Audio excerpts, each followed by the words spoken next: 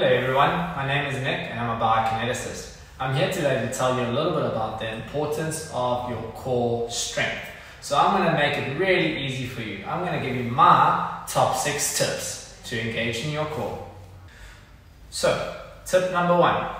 You're going to take your pelvic region and you're going to try to rotate your lower back in towards the floor. Imagine like you've got a light shining out your belly button, and that light usually shines that way. You're now going to make it shine directly above you by rotating your lower back, and that is tip number 1.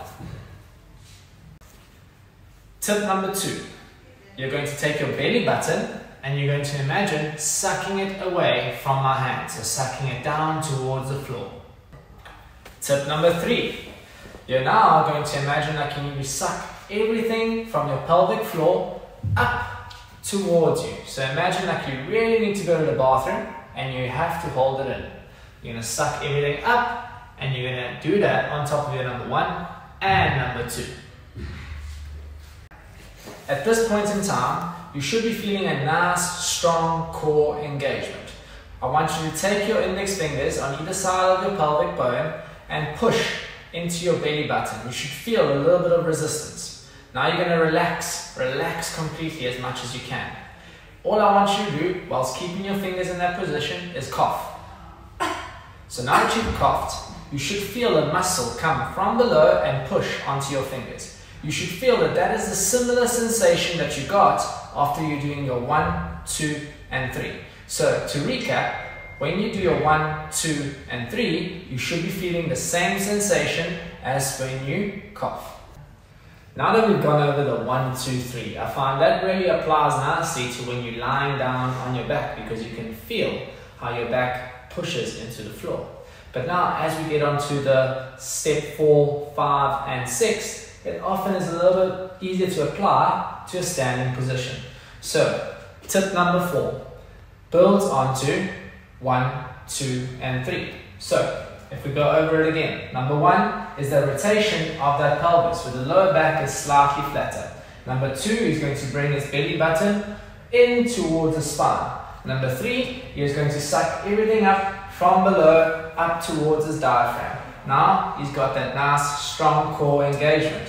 Number 4, we have to look at the upper back. So what I'm going to ask Ant to do is relax his hands down to his side. He's going to squeeze the shoulder blades together, whilst not losing 1, 2, and 3 at the front. Tip number 5 builds off the previous 4 steps. Where we left off was the squeeze of the shoulders. All I want you to do for number 5 is imagine like you're trying to put each shoulder blade inside the opposite back pocket. So you're going to pull them in. The goal after step number 5 is to make sure that you have a nice, tense middle back and a nice, tense front abdominal region. Last and not least, step number 6. This step is applied after 1 to 5, and all that it requires the patient to do is tuck their chin in towards their spine, almost creating a double chin. After having done the 1 to 6, you should feel tension in your lower abs, your middle back, as well as the front of your neck. That to me is a full and comprehensive core engagement. So that covers a comprehensive core engagement. Now although Ant over here looks like a bit of a robot right now, I understand that it is not necessarily functional to your daily life to maintain this perfect postural position. But for me as a biokineticist, all I would like you to do is make sure that you sort of holding some resemblance of this whilst performing your movements. Whatever that movement may be, whether it's a squat or a deadlift. Show us the squat whilst holding this movement. And you can see back nice and straight, still maintaining a pinch. Stand up for me and I'll go over just a basic deadlift while still maintaining the core engagement.